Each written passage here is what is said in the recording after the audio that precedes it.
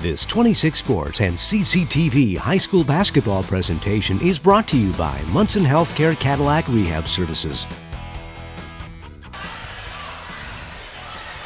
And welcome back to Cadillac High School. Jay Simon alongside Kevin Gregory.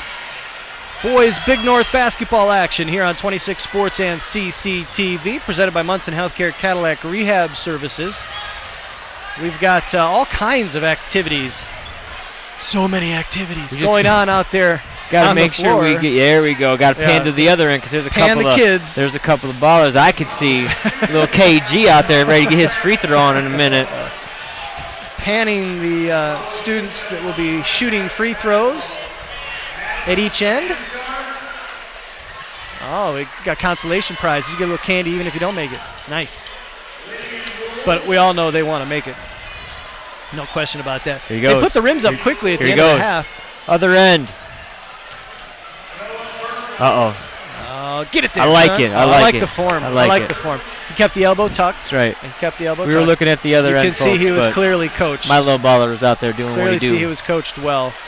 It is 22-16 Cadillac here at halftime. They have the lead over the Alpena Wildcats, and you don't see this a whole lot, the boys varsity level. But the Wildcats with an offer in that second quarter as the Viking defense really found its groove. They switched to a 2-3 late, and the Wildcats just struggled to find something. But I have no doubt with all that experience in the locker room for Alpena that we will see a very different Wildcat team come out and start this third quarter. Yeah, it's what I like about two good coaches. You got Coach Benzenberg. Yes, he's only been here a couple years, but everybody raves about his ability to X and O type guy and see things. And then on the other end, 17-year veteran. Coach Pintar. Yeah, Coach Pintar, thank you.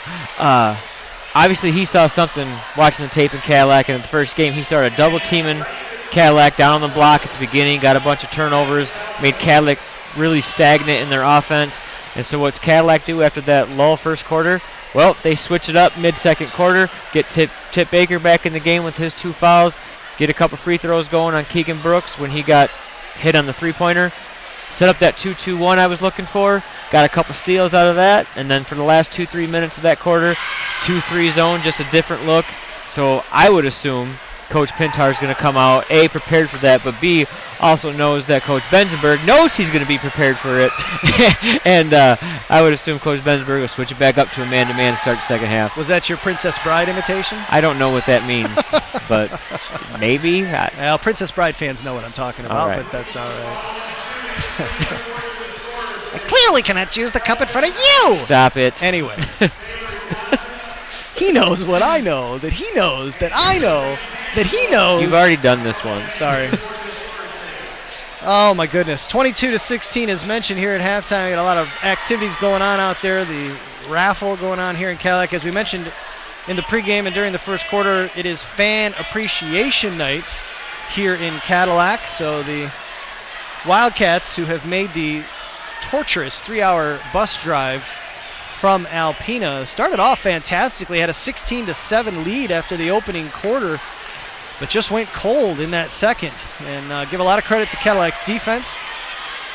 But we will see what Coach Pintar, what kind of adjustments he makes for the second half. Meanwhile, if you're Coach Benzenberg and your team just made a 15-0 run in that second quarter to take the lead, what kind of conversation is he having in that locker room? Well, there's a couple of things he wants to clean up. Obviously, they've had their eye on DeRocher and DeCare, right? We knew they were the scorers coming in, the guys that we should be watching. But a surprise for me has been Aiden Goki and his quickness. He hit a three-pointer earlier, just off the mark on a second one. Then he had that crossover up top, finished with his left hand like you talked about. He's a capable point guard that is going to draw attention and take away somebody that pretty much can't help, because if you got a guy with that kind of quickness, you got to stay close to him within a step, give him a step, but stay within arm's reach to put up a hand for his outside shot. So that takes away a help defender for Cadillac. So I've been impressed with his play so far. Yeah, maybe the only thing the Vikings have going for them there is Goiki,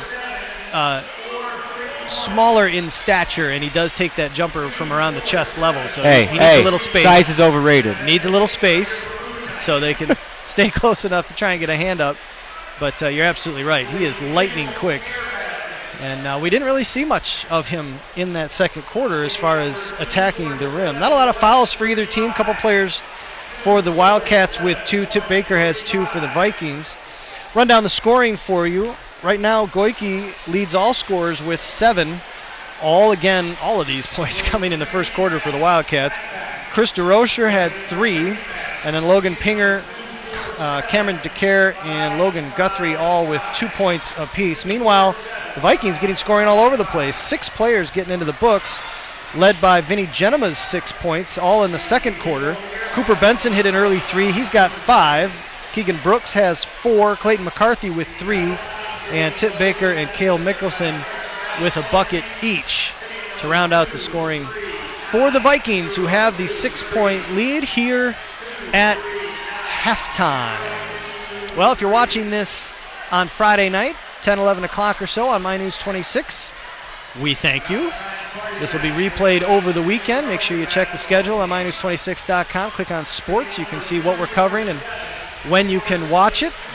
Kevin and I will be back Tuesday night next week as the Cadillac Lady Vikings will play host to the McBain Ramblers in what promises to be a very good game. The Vikings have been playing very well of late, and the Ramblers, after a tough start, lost 2 of their first 3. They've been playing very well as well, so that should be a good one, as the Ramblers may be one of the few teams in the area with some decent size to try and match up with Kylie Christensen. So you'll want to come on out and watch that, and then watch us right afterward when you go home. That's the beauty of this on television, right?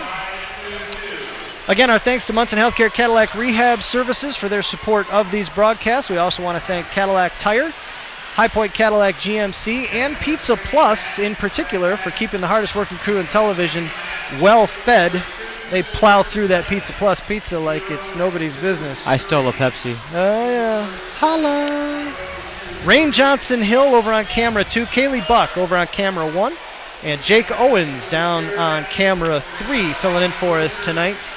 All of our camera crew typically coming from the Wexford Career Tech Center, Wexford Misaki Career Tech Center, and the DMP program over there. Rich Spicer, one of the parapros and a good friend of ours, is in charge of that. And these kids do a nice job here bringing you these images of these broadcasts. And, of course, Dakota Pike, up-and-coming director in the truck. Dakota plays older, just 19, but keeps this show moving. He's wise beyond his years. The man in charge in the truck does a nice job. We will take a break. The third quarter coming up, 22-16. Vikings with the lead over the Alpena Wildcats. We'll be right back after this.